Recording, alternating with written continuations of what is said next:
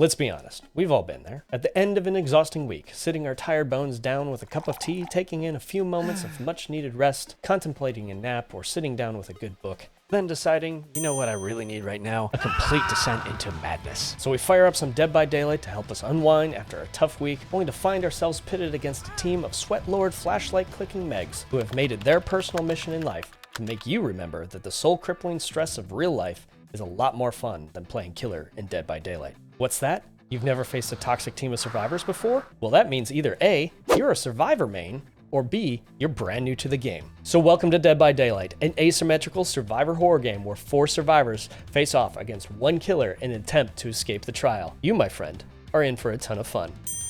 Hey everyone, my name's A. Roberts, and I am a glutton for punishment, also known as a killer main. All jokes aside, if you have played the killer side of Dead by Daylight for any length of time, you have no doubt run into a team or two of toxic survivors, which, let's be honest, can be incredibly frustrating. So I'm here to bring you my guide on how to deal with these types of survivors and make the best of a bad situation. Real quick, before we dive into the content of the video, I wanted to highlight that we are pushing for that 500 subscriber mark so that we can unlock the community tab. So if you haven't already done so and you enjoy my content, would you please consider subscribing? It would help us out huge and I would appreciate it.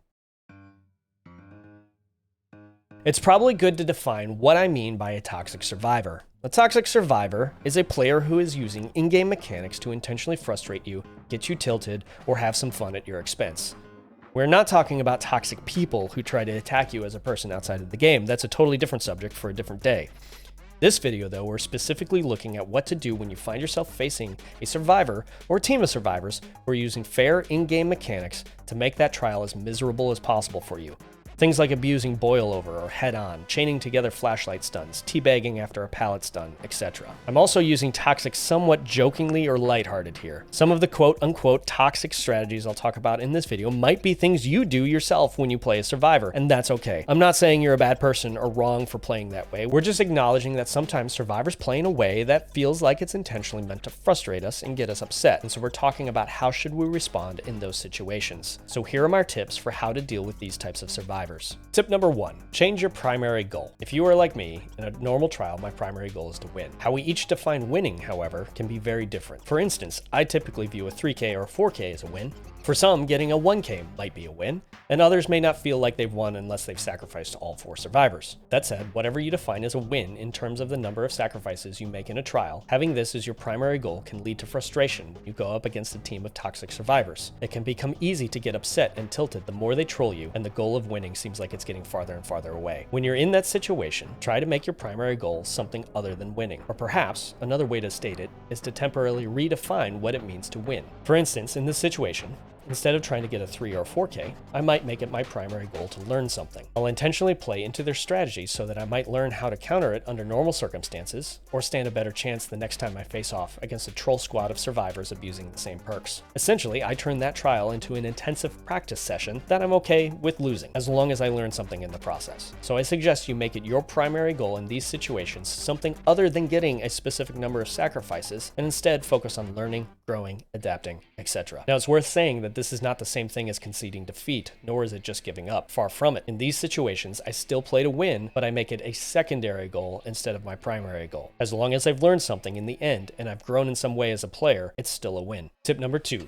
relax. There are some occasions where getting upset actually helps us to focus on a task and perform better. However, in most cases, getting upset and worked up only works against us and causes us to make more mistakes, which gets us more upset, and a vicious cycle follows. So when survivors are trolling you, and you start to recognize yourself getting frustrated or angry, try to relax.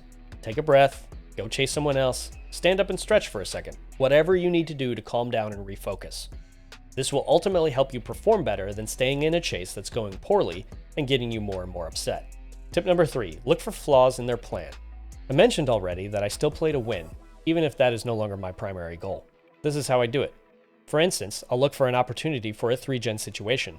If you don't know what a 3-gen is, it's when the last 3 remaining generators are grouped so closely together that the killer can quickly patrol all 3 and prevent them from being repaired. If you can get at least 1 sacrifice and put the survivors into a 3-gen situation, it's really tough for them to win at that point.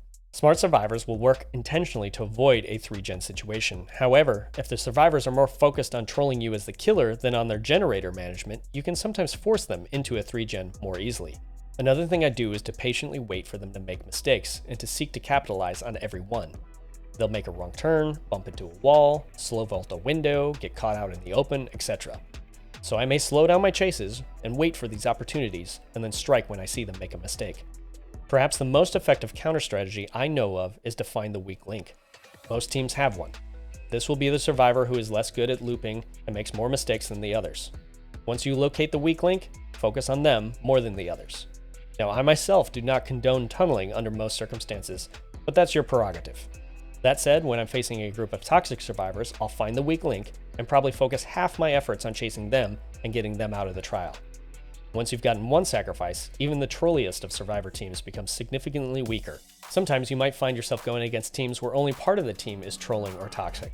It may seem counterintuitive, but just ignore them and make their teammates your priority. Often the toxic survivor's goal is to waste your time and buy their teammates time to do gens. However, often this means they are not focusing on gens themselves. So by ignoring them and focusing on the non-toxic teammates, instead of wasting your time, they end up with a choice. Either waste their time by trying to troll you, or play the game normally. By ignoring the toxic survivors, it will make them inherently weaker as their team is weakened, and it will deny them the satisfaction of trolling you and wasting your time. These are just some of the examples of flaws in a plan that you can capitalize on as long as you remain calm and know what to look for. Then you can sit back and enjoy those sweet, salty, toxic survivor tears. Tastes like victory. Tip number 4, tip your hat. Ultimately, there will be those survivors who get the better of you, and this is especially better when they are toxic or trolling. My best advice for dealing with this is simply to swallow your pride and humbly acknowledge a job well done when you see it. I find that it really helps me to stay calm both during and after the trial if I can just recognize when somebody has performed well using a combination of perks, items, and or teamwork, even if it was to frustrate the crud out of me. It also helps me to learn, grow, and get better at the game when I can admit that I was just outplayed rather than complain that they weren't playing quote-unquote fairly. If I act like they were the problem, then I have no motivation to self-reflect and grow as a player, and I'll end up just getting frustrated and losing again the next time I face a similar group. Tip number 5, move on. Remember, it's just a game. Not every trial is going to go your way, so try to shake it off and move on to the next trial. And if you're unfortunate enough to get multiple toxic survivor teams in a row, and you find yourself getting really upset and not having fun anymore, go ahead and take a break, or try playing Survivor, or play something else for a little while. There's nothing wrong with that, but the game is not worth getting upset over. Alright, so far everything I've talked about applies pretty generally whenever you find yourself going against a group of toxic survivors. Now at this point, I'd like to provide you some tips for countering some specific toxic survivor strategies. Let's talk first about chaining flashlight stunts. Flashlights are a potent tool that survivors have in their arsenal, and I certainly don't mean to suggest that simply using them makes a survivor toxic. However, occasionally you will run into teams where 2 or more of the teammates work together to bait the killer into a chase, and then when the killer downs one of them and goes for the pickup, the other teammate steps out to get the flashlight save. They then rinse and repeat, wasting as much of your time as possible. To extend this time wasting further, they might also chain stun you, using the time you are blinded to set up another stun instead of trying to run away. So how do you deal with these survivors? First, wait to pick up a down survivor. Survey the area and see if anyone pops out.